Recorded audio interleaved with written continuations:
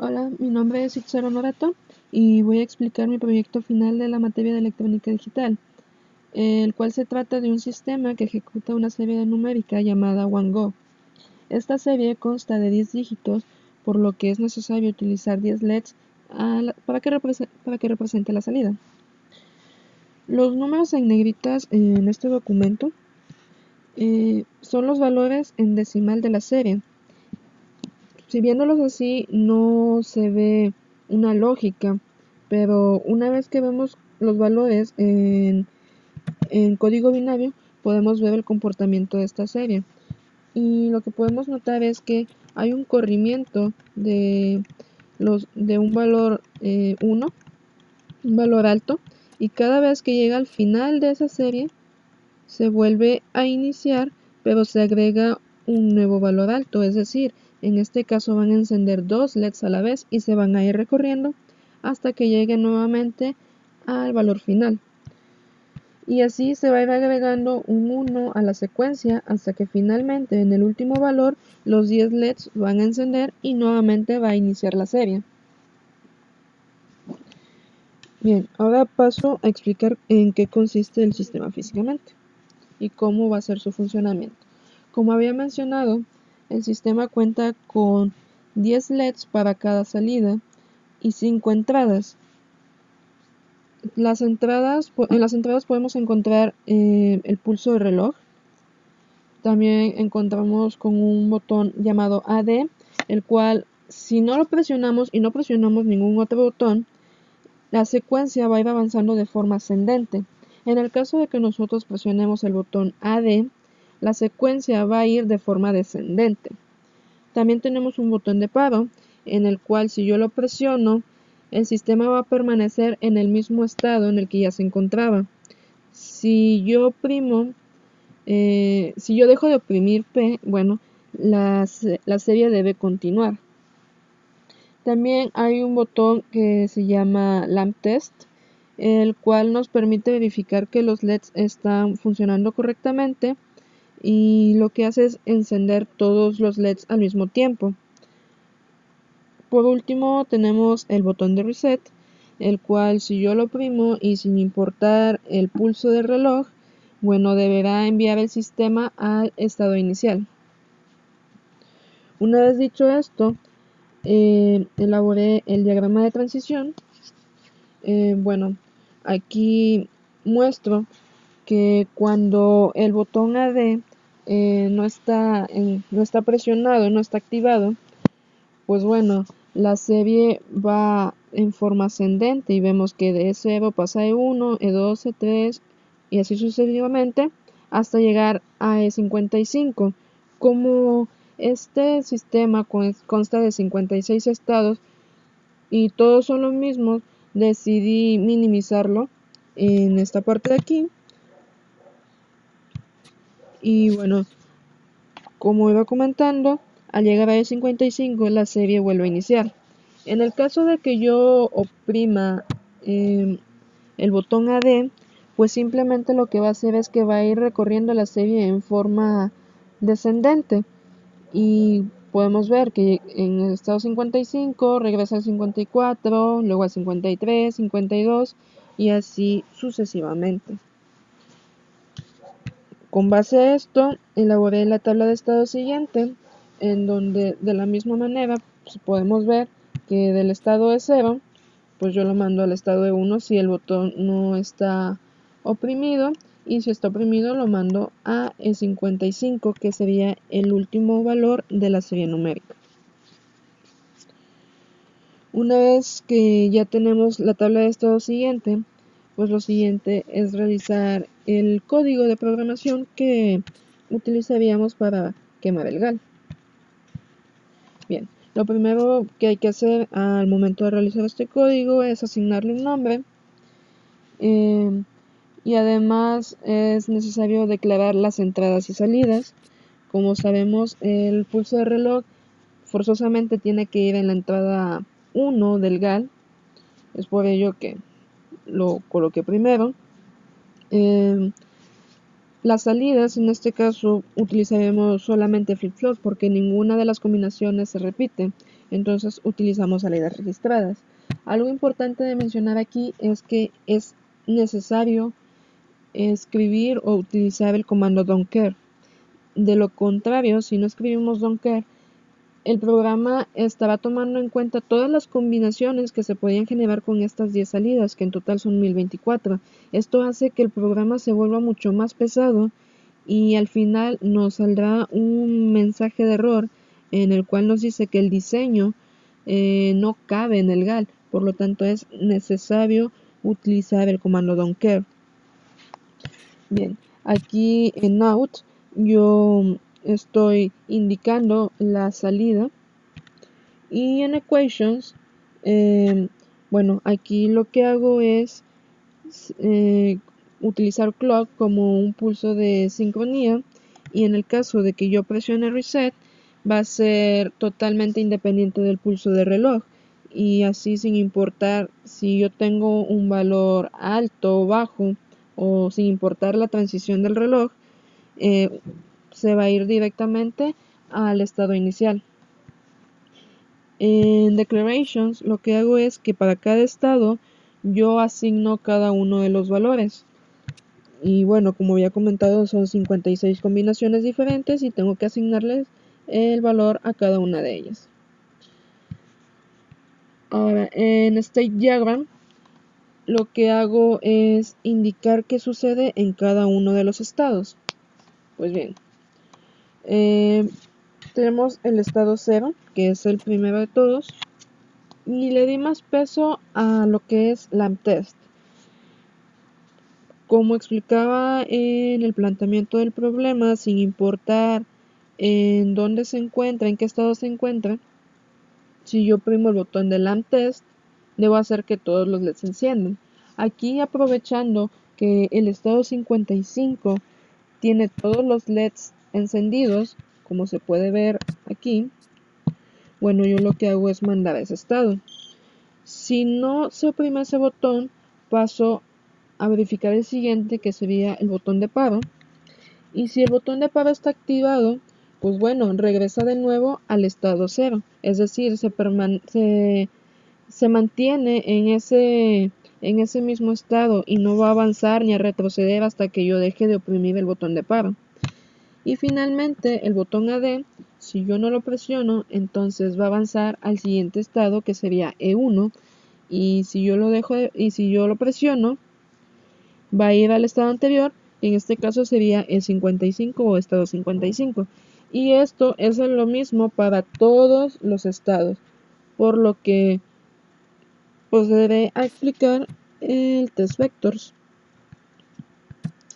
En el test vector lo que yo hago es comprobar que la secuencia se está siguiendo, y como son 56 combinaciones, tengo que hacerlo 56 veces para comprobar que todas esas salidas están funcionando, y tengo que hacerlo para cuando está contando de manera ascendente y cuando está avanzando en forma descendente.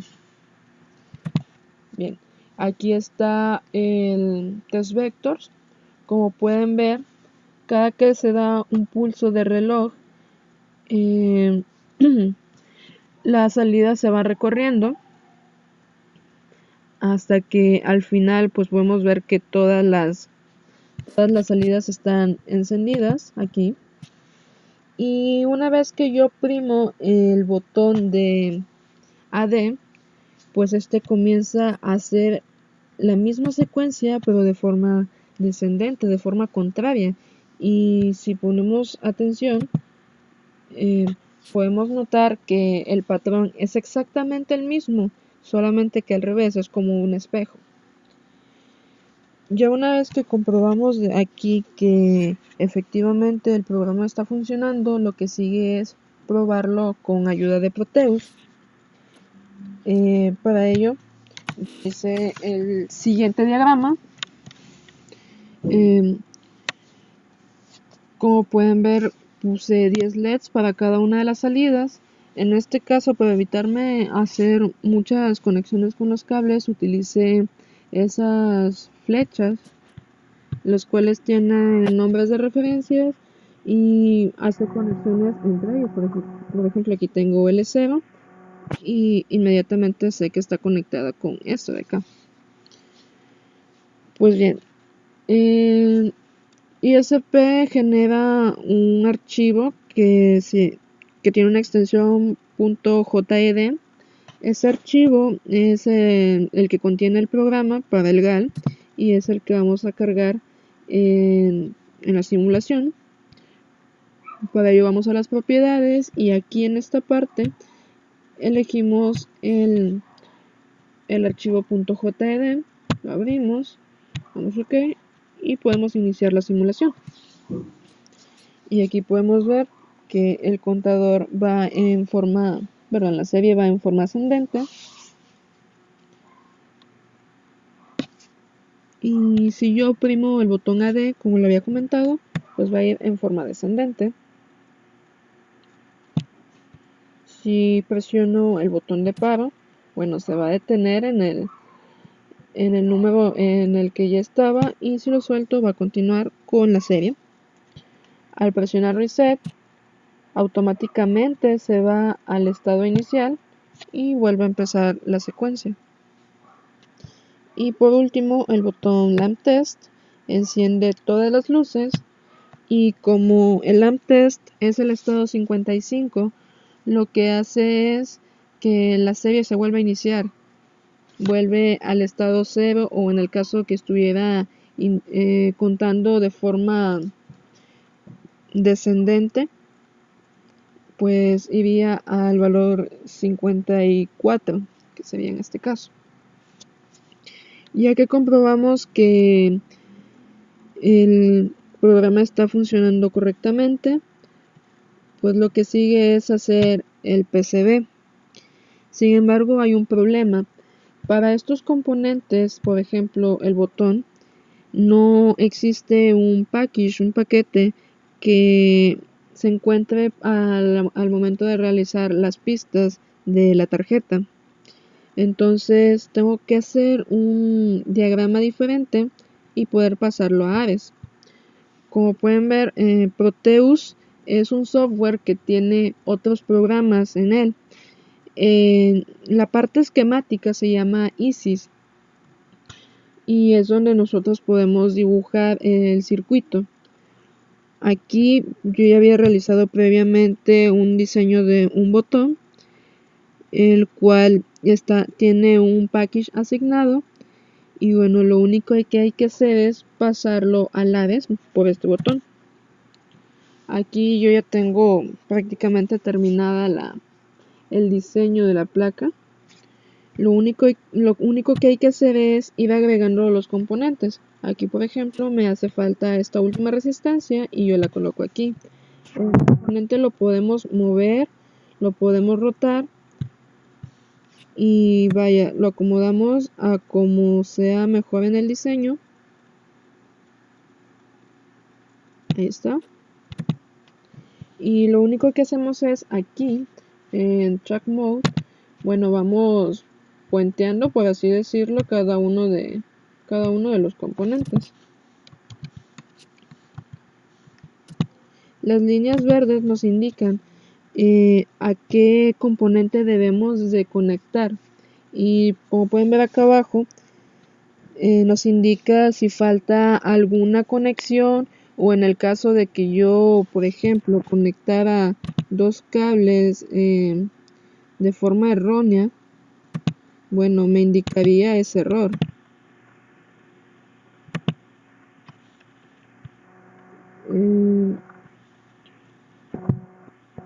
Y bueno, esta sería la última conexión.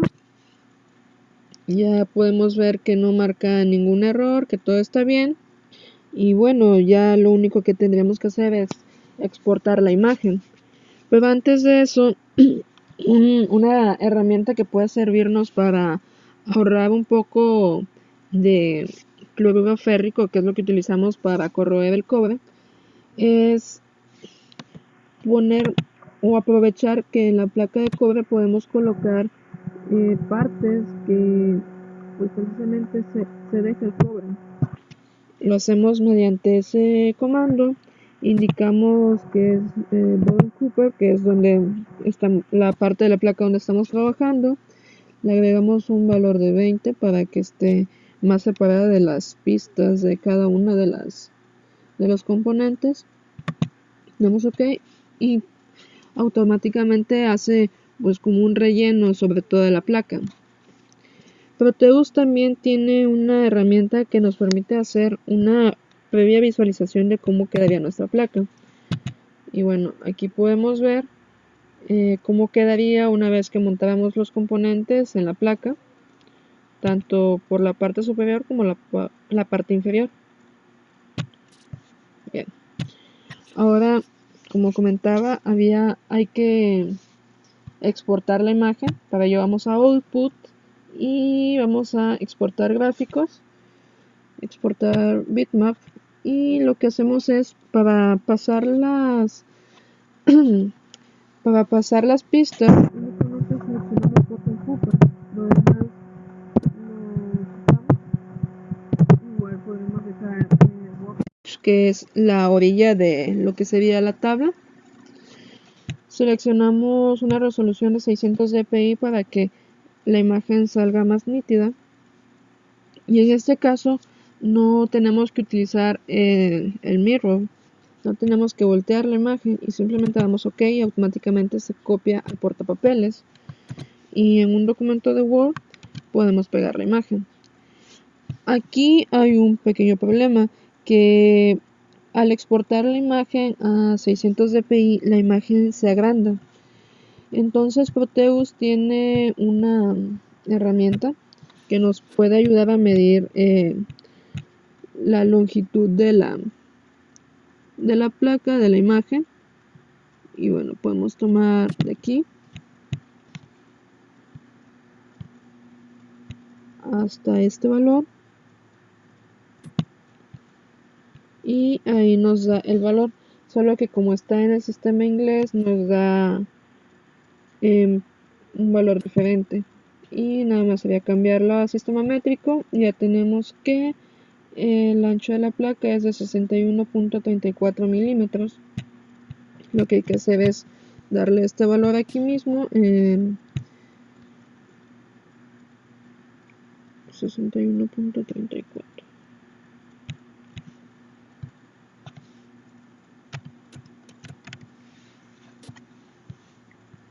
Y ahí está el tamaño real de la placa. Y también habría que pasar la parte superior, que es donde están las etiquetas, y es el mismo procedimiento, solamente que ahora indicaremos que es Top Silk. Top Silk es todo el layer que está en color turquesa, y bueno, todas las demás opciones las quitamos, y en este caso sí necesitaríamos utilizar el espejo. Damos OK, se copia el portapapeles y pegamos la imagen. De nuevo hay que cambiar la medida. En este caso, como no eliminé la flecha, pues se copió también, pero únicamente hay que quitarla de ahí y ya está. Se pasa al tamaño real. Únicamente queda imprimir la imagen y finalmente hacer el proceso de planchado y realizar la fabricación de la placa. Ok, para hacer la placa fenólica primero hay que imprimir la imagen que anteriormente se había pasado a Word, y luego lo que hacemos es con un poco de cinta pegamos la imagen impresa, precisamente esta, y bueno, lo que hay que hacer es aplicar calor. Durante los primeros 2 o 3 minutos hay que procurar no mover demasiado la plancha para que no se vaya a correr el tóner o la tinta. Sin embargo, no hay que dejarla estática porque eso podría hacer que el cobre empiece a calentarse y se empiece a bombar, se empiece a levantar.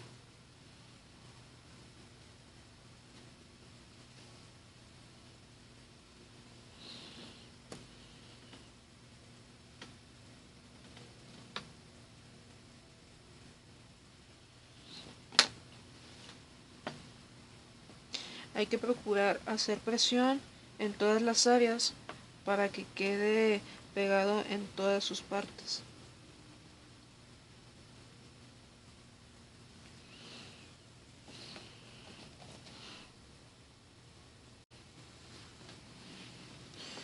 Bueno, después de haber planchado la placa cerca de entre 10 o 15 minutos, lo siguiente va a ser meter la placa al agua. Y esto hay que hacerlo rápidamente porque conforme se va enfriando la placa puede que empiece a desprender la tinta. Entonces, para evitar que se desprenda o algo, pues utilizamos un poco de agua fría, la dejamos la placa ahí por un momento y luego empezamos a retirar el papel. Bien.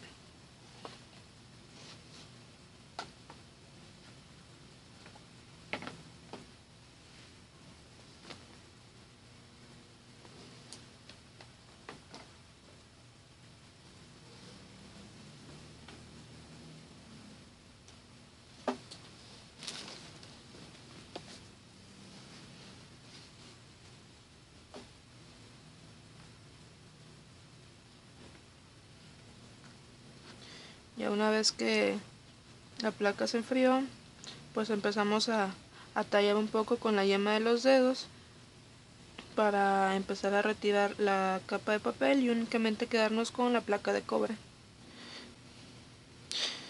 Bien, una vez que retiramos todo el papel, nos queda algo así.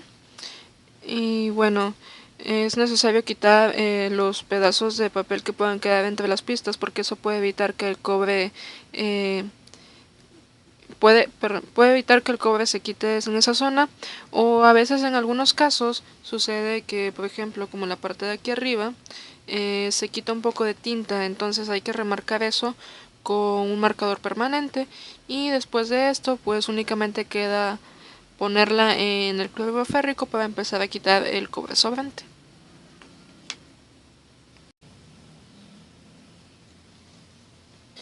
Y bien, ahora que ya arreglamos los posibles errores que tuviera la placa con ayuda de un marcador, pues lo siguiente es sumergir la placa de cobre en la solución de cloruro férrico y bueno, dejar que poco a poco el cobre se vaya, el cobre se vaya quitando hasta que obtengamos el resultado querido.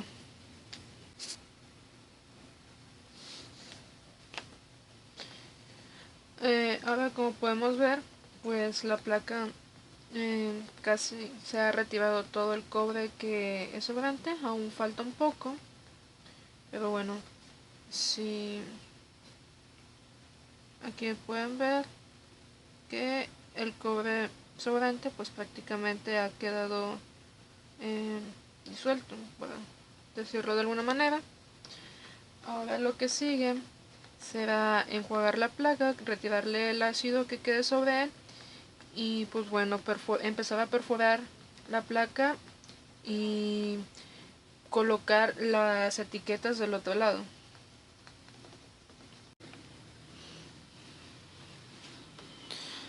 Pues bien, aquí está la tarjeta. Ahora lo que sigue pues en sí es taladrar todos los agujeros y lo vamos a hacer con ayuda de un taladro. Y bueno, voy a empezar por los orificios más pequeños.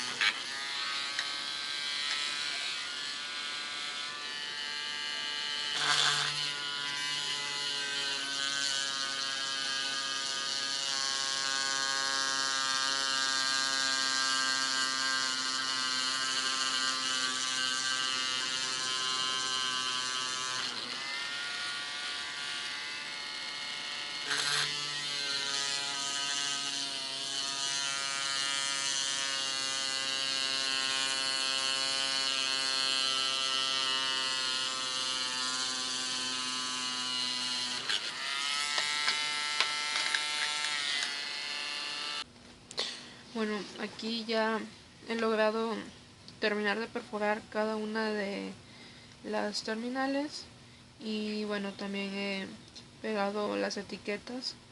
Ahora lo que voy a empezar a hacer es poner cada uno de los componentes pues para ir soldándolos. Como pueden ver, aquí ya tengo colocada la base para el GAL. Aquí tengo uno de los botones y bueno, solo es cuestión de irlos colocando en cada uno de sus espacios para después empezar a soldar. Y bueno, aquí ya estoy casi terminando de soldar los componentes. Por lo pronto solo estoy terminando de soldar los LEDs.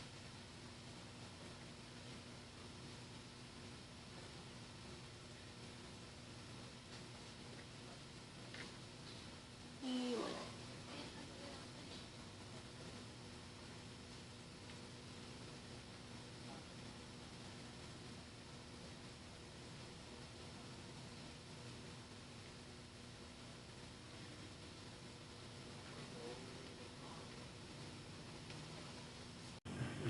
y bueno, aquí ya finalmente he logrado terminar de soldar todos los componentes y he puesto a prueba el circuito.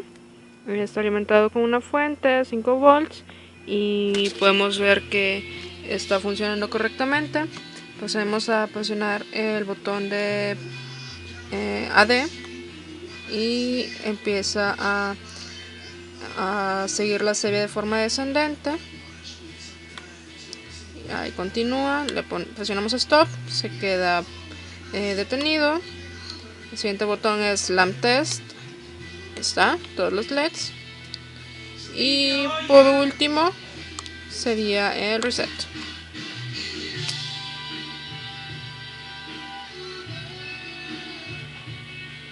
Y podemos ver que el circuito está funcionando correctamente.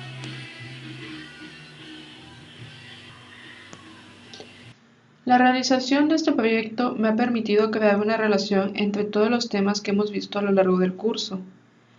Lo importante a mencionar aquí es que no solo lo hemos hecho o no solo lo hice de manera teórica, sino que lo llevé a la práctica y de esta manera pude entender mejor cómo funcionan los sistemas digitales.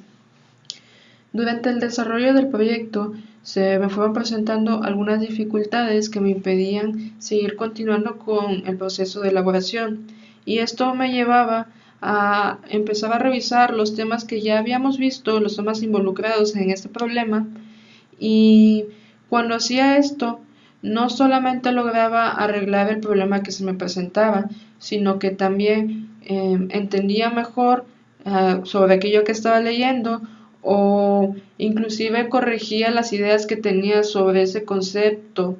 En algunas ocasiones acudía con mis compañeros en búsqueda pues de ayuda, de algún consejo para mejorar mi proyecto o ellos venían a mí y también me pedían ayuda, alguna idea para realizar algo, resolver algo y esto muchas veces nos llevaba a crear una discusión en la cual compartíamos ideas, compartíamos conocimientos o algunas dudas se comentaban y bueno, esto terminaba derivando en algunas otras soluciones que resultaban ser más prácticas o eficientes que las que habíamos propuesto en un principio.